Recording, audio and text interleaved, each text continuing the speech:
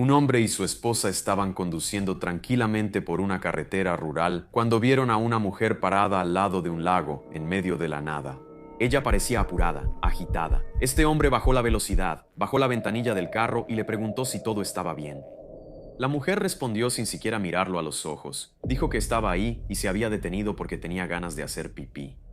Él pensó que eso era extraño, memorizó su rostro y siguió su camino. Unos días después, viendo las noticias en la televisión, su esposa se quedó paralizada en el sofá. Ella agarró el brazo de su esposo, señaló la televisión y eso estaba cambiando la historia de esa ciudad, para siempre. Yo soy Marcos Campos, sean todos bienvenidos. Y esta historia es sobre la pequeña Sandra y la investigación de su caso. ¿Qué pasa cuando más de 1500 pistas llegan a la policía y ninguna de ellas lleva a ningún lado? ¿Y por qué una maleta negra abandonada cambió todo lo que todos pensaban que sabían sobre ese caso? ¿Vamos juntos a conocer todo esto en detalle? Así que deja tu like, tu comentario, aunque sea un emoji, hazte miembro si puedes, porque aquí prácticamente todos los días hay un episodio nuevo. Dicho eso, vamos a los hechos.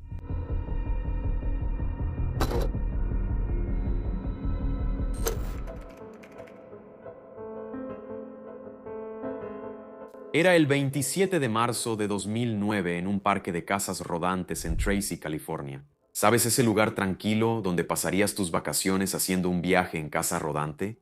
Pues sí, un lugar así, lleno de niños jugando por la tarde, siempre con un vecino afuera, espiando. Ustedes saben cómo es, ¿verdad? Definitivamente un lugar donde la mayoría de las personas sabe el nombre de los demás.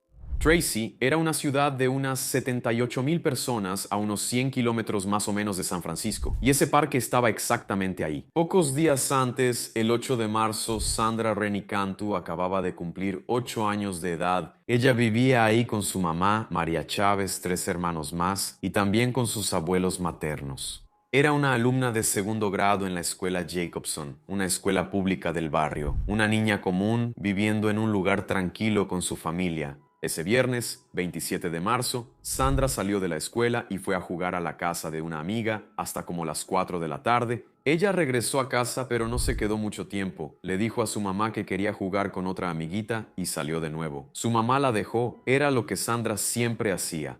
Después de todo, andar por el vecindario, donde todos se conocen, donde siempre hay un vecino vigilando, ¿qué podría salir mal, verdad? Pero cuando llegó la hora de la cena, Sandra no regresó. Su mamá empezó a llamar a los vecinos, a los familiares, a las familias de los compañeros de la escuela, mandó a los hermanos mayores a salir a buscar a la hermanita, pero nada. A las 19:53 la policía de Tracy fue llamada. Y aquí, vale la pena recordar algo que ya hemos mencionado varias veces en casos aquí en el canal. En la desaparición de un niño, cada minuto cuenta. Cuando no es una fuga voluntaria y no hay una exigencia de rescate, el escenario más probable y más aterrador es que haya un móvil sexual. El niño corre serios riesgos de abuso, agresión y muerte. Es una carrera, literalmente, contra el tiempo. Esa misma noche, cientos de voluntarios y policías se dispersaron por Tracy buscando a Sandra. Carteles con su foto, de ojos marrón oscuro y cabello claro, fueron colocados en postes, muros y vitrinas por toda la ciudad.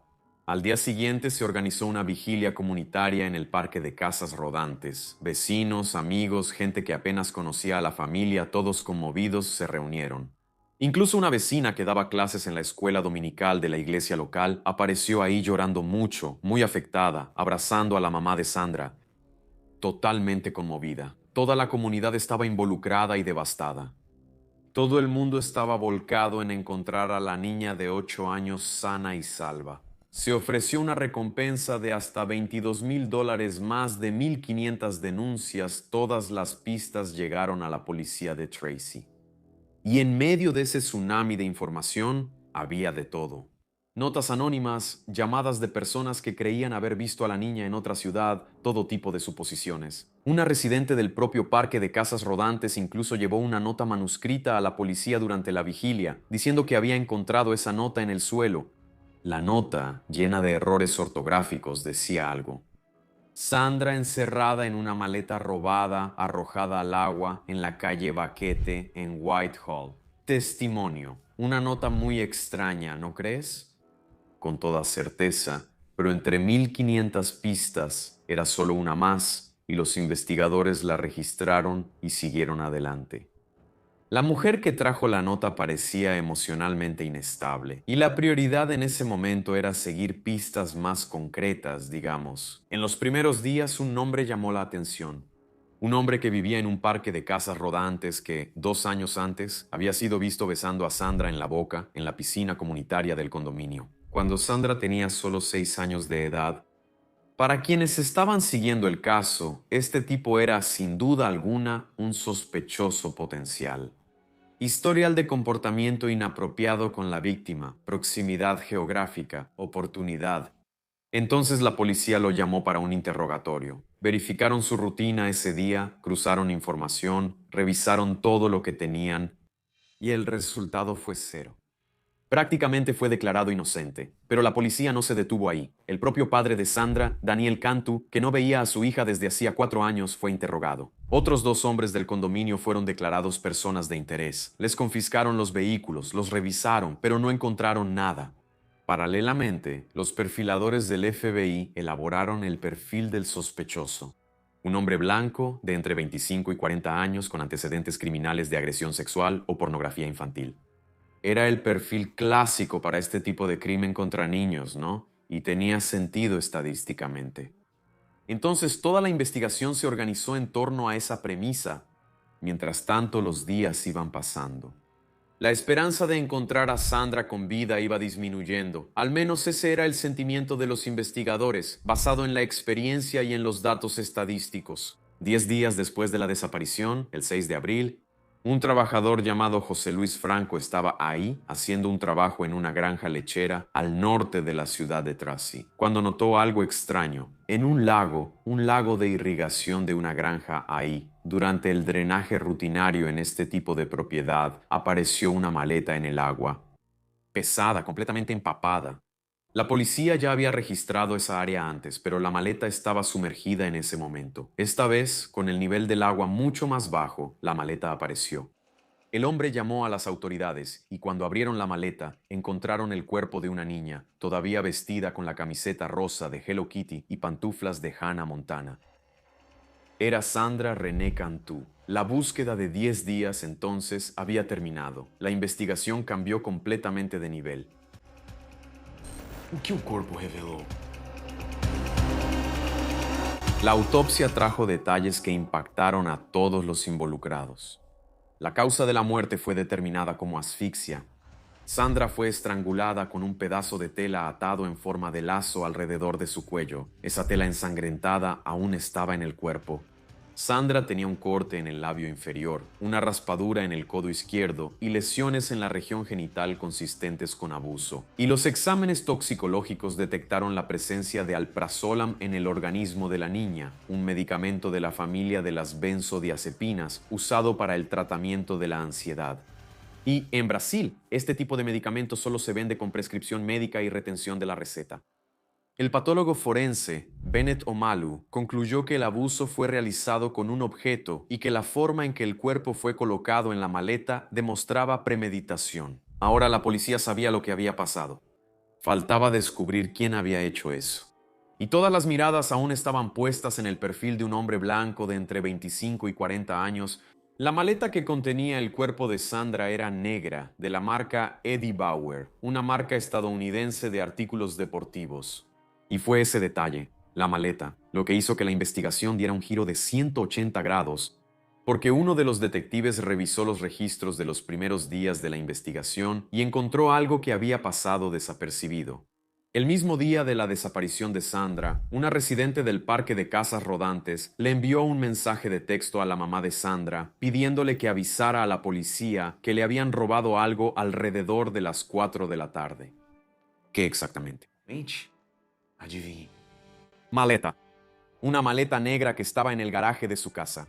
Y además, esa misma vecina era una mujer que al día siguiente, durante la vigilia, apareció llorando e hiperventilando con esa nota extraña en la mano. Creo que todos se acuerdan, ¿verdad? La nota que decía que Sandra estaba encerrada en una maleta, tirada cerca del agua. Esa misma nota a la que nadie le había prestado mucha atención. Entonces los investigadores juntaron las piezas. La mujer que reportó el robo de una maleta el mismo día de la desaparición era la misma mujer que al día siguiente apareció completamente alterada con la nota en la mano, escrita a mano, donde decía dónde estaba el cuerpo. Era, como mínimo, insólito que la mujer que reportó la desaparición de una maleta fuera la única persona de todo el condominio en encontrar una nota que decía, esa misma maleta fue usada para esconder el cuerpo de una niña. Y de hecho lo fue, ¿verdad? El nombre de esa mujer era Melissa Huckabee. Tenía 28 años, vivía muy cerca de la casa de Sandra. Su hija, Madison, de 5 años, era amiga de Sandra, y Melissa era maestra voluntaria de la escuela dominical en la iglesia bautista Clover Road, la iglesita ahí del condominio, donde su abuelo Clifford Lawless era pastor.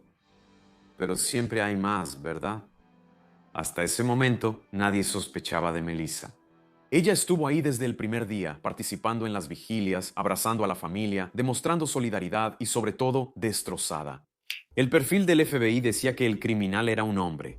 Y Melissa era una mujer, ¿no? Era vista como una vecina emotiva, inestable. Nada más, entonces, ¿por qué pensar que ella tenía algo que ver? Con la conexión de la maleta establecida, los investigadores volvieron a revisar las grabaciones de seguridad con otros ojos, y lo que encontraron fue devastador. La cámara instalada afuera de la casa de Sandra captó a la niña a las 15:54 del 27 de marzo caminando por la calle. En ese momento Sandra miró en dirección a la casa de Melissa Huckabee. Algo o alguien llamó su atención en ese momento y salió del encuadre de la cámara para siempre. 8 minutos después, a las 16:02, el auto de Melissa fue grabado saliendo del parque de casas rodantes. 1 hora y 25 minutos después, una cámara en el estacionamiento de la iglesia donde su abuelo era pastor captó a Melissa saliendo en auto de ahí. 30 minutos después, sin embargo, ella regresó, y fue exactamente en ese intervalo de 30 minutos cuando ese hombre con su esposa vieron a una mujer cerca de un lago. Esa mujer apresurada que dijo que se detuvo ahí para hacer pipí, ¿recuerdan? Ahora creo que tiene más sentido, ¿no? ¿O ustedes creen que todo sigue siendo una coincidencia? Bueno, parece que no. Pero si quieres otro elemento insólito para poner en el tablero de investigación y seguir uniendo los hilos, hay algo que la policía encontró. La policía encontró un post-it en el auto de Melissa con la dirección exacta del lago de irrigación donde se encontró el cuerpo. Y aquí entra un detalle que hace que todo sea aún más perturbador. 2 días antes de que la maleta fuera sacada del lago, mientras Sandra aún era oficialmente solo una niña desaparecida, Melissa fue ingresada en un hospital. Dijo que tenía una hemorragia interna porque se había tragado una hoja de afeitar mientras dormía y que era sonámbula. Para la fiscalía, sin embargo, después, eso no era sonambulismo, tal vez era una conciencia de culpabilidad. Y desde el hospital, Melissa le mandó un mensaje a su abuela que decía lo siguiente: espero que ella, o sea, Sandra, no haya sido abusada sexualmente. Eso antes de que cualquier información sobre el abuso hubiera sido divulgada por la policía. Entonces Melissa como que tuvo un acto fallido. Dijo algo que solo ella podría saber, ¿no? Tal vez Melissa sabía lo que le había pasado a Sandra porque ella estaba ahí cuando sucedió. Y si eso no fuera suficiente, 2 días después de la desaparición de Sandra, mientras toda la ciudad todavía buscaba a la niña, Melissa invitó a la hermana mayor de Sandra a dormir en su casa con Madison, su hijita, o sea, la hija de Melissa. Y la hermana de Sandra terminó yendo. Los papás de Sandra probablemente todavía estaban muy afectados e incluso agradecidos de que la buena vecina hubiera invitado a su hijita a pasar una noche en su casa mientras ellos estaban ahí, angustiados, desesperados, buscando a su hija menor. Yo diría que es crueldad, ¿no? Hasta sadismo. Durante toda la noche mencionó la desaparición de Sandra una sola vez. Le preguntó a la hermana de Sandra si los investigadores habían encontrado alguna evidencia. Fue la única mención. Para que entiendas la frialdad, mientras el cuerpo de Sandra estaba dentro de una maleta en el fondo de un lago a 2 kilómetros de ahí, la mujer que la puso ahí estaba haciendo una fiesta de pijamas con la hermana de la propia víctima. ¿Quién era Melissa Huckabee? Melissa nació el 23 de febrero de 1981 en el condado de Orange, en California. Ella tenía diagnósticos de trastorno límite de la personalidad trastorno bipolar y esquizofrenia, además de depresión. Ella luchaba con problemas de autoimagen y tenía antecedentes de autolesiones. Se casó con John Huckabee en agosto de 2003, ya estando embarazada de 5 meses. Un año después se separaron y el divorcio se finalizó en septiembre de 2005. Melissa obtuvo la custodia total de Madison. Después del divorcio, se involucró en varias relaciones disfuncionales, marcadas por la violencia doméstica. Tenía una orden de restricción contra un exnovio. En 2006 fue condenada por robo en el condado de Los Ángeles. En enero de 2009, 2 meses antes del crimen, aceptó otra acusación de robo sin disputarla, recibiendo 3 años de libertad condicional, con la condición de participar en un programa de salud mental. Su familia veía la mudanza a la nueva ciudad de Tracy como un nuevo intento de empezar de nuevo. Un tío de ella dijo que Melissa venía de una buena familia, pero había pasado por una etapa difícil. Los abuelos habían abierto su casa para ayudarla a tomar el control de su vida. Lo que nadie sabía en ese momento era que Sandra no fue la primera víctima de Melissa. En enero de 2009, la hija de una vecina llamada Laura Polk, de años, que también era amiga de Madison, desapareció durante 4 horas. Cuando la encontraron, estaba en un parque con Melissa. Melissa dijo que tenía permiso de la familia, pero la familia lo negó. La niña regresó a casa tambaleándose, con el habla arrastrada y somnolencia inusual. La llevaron al hospital y los exámenes detectaron un relajante muscular en su organismo. La policía investigó, pero no tenía pruebas suficientes. 3 semanas antes del asesinato de Sandra, ocurrió otro episodio. Daniel Plowman, de 37 años, un hombre con quien Melissa tenía una relación, también fue drogado. Melissa mezcló una sustancia nociva en su comida o bebida y se la dio al tipo para que la tomara. Si esos episodios eran ensayos de lo que ella quería hacer, nadie lo sabe con certeza.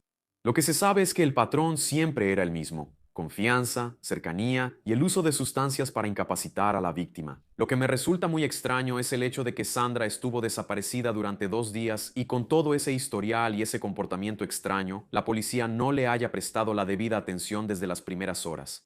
Y ante eso yo pregunto, ¿se puede atribuir a los trastornos que supuestamente tenía la prisión? El 10 de abril de 2009, Melissa Huckabee fue arrestada. La policía había registrado la iglesia bautista, donde su abuelo era pastor, horas antes, llenando una camioneta con evidencias. En la cocina de la iglesia encontraron un rodillo para amasar con el mango torcido y también una mancha de sangre. El ADN de esa mancha era de Sandra Cantor. Un pedazo de cordón que faltaba en las cortinas de la iglesia también era compatible con el cordón usado para cerrar la maleta donde se encontró el cuerpo. En la comisaría, Melissa presentó una versión que nadie conocía. Dice que Sandra murió durante un juego de escondidas en el que sugirió que la niña entrara en la maleta para asustar a Madison. Cerró la maleta y se olvidó a la niña adentro. Y cuando la abrió, allá en la iglesia, Sandra ya no tenía vida. Dice que intentó hacer reanimación, entró en pánico y decidió deshacerse de la maleta en el lago. Un plan muy malo, pero tiene elementos que denotan un razonamiento lógico, ¿no? Nada de alegar que estaba completamente fuera de la realidad. La fiscalía rechazó esa versión de forma categórica. Las evidencias de agresión sexual, la presencia de alprazolam, las marcas compatibles con el mango del rodillo para amasar y también la forma meticulosa en que el cuerpo fue depositado, acomodado ahí en la maleta, apuntaban a algo muy diferente de un accidente durante un juego. Melissa fue acusada por un gran jurado bajo cargos de secuestro, asesinato y violación. La fiscalía anunció que el 10 de mayo de 2010 Melissa llegó a un acuerdo. Se declaró culpable de homicidio en primer grado y secuestro, a cambio de que se retiraran todos los demás cargos, incluyendo violación y el hecho de haber drogado a la niña de 7 años y a su novio, Daniel. Eso en relación con esos otros 2 casos que mencioné. El 14 de junio de 2010, Melissa fue condenada a cadena perpetua sin libertad condicional. En el tribunal, llorando mucho, dijo que no debería haberle quitado a Sandra a su familia, que les debía una explicación, pero que aún no lograba entender por qué hizo eso. También dijo que Sandra no sufrió y que no la molestó sexualmente. Sin embargo, el patólogo y las pruebas físicas dijeron lo contrario. Sobre la motivación, el fiscal especuló que Melissa mató a Sandra para llamar la atención. Los documentos judiciales señalaron que la hija de Melissa se enfermaba inexplicablemente con frecuencia, lo que llevó a algunos especialistas a plantear la hipótesis del síndrome de Munchausen. Por poder, es decir, cuando un padre o madre simula una enfermedad en su hijo para llamar la atención hacia sí mismo. Pero ninguna motivación fue confirmada oficialmente. Esa es una de las preguntas que nunca fue respondida. La policía revisó esa grabación de la cámara de seguridad cientos de veces. A las 15:54 del 27 de marzo de 2009, Sandra Cantu, con una camiseta rosa de Hello Kitty y pantuflas de Hannah Montana, caminaba saltando por la calle de su barrio, tranquilo, cuando volteó la cabeza hacia un lado. Algo llamó su atención. Alguien la llamó por su nombre. Era la vecina, la mamá de su amiguita, la maestra de la escuela dominical, la mujer que cuidaba a los niños de la comunidad. Sandra volteó la cabeza en ese video porque confiaba en la persona que la estaba llamando. Y fue justamente esa confianza la que le quitó la vida.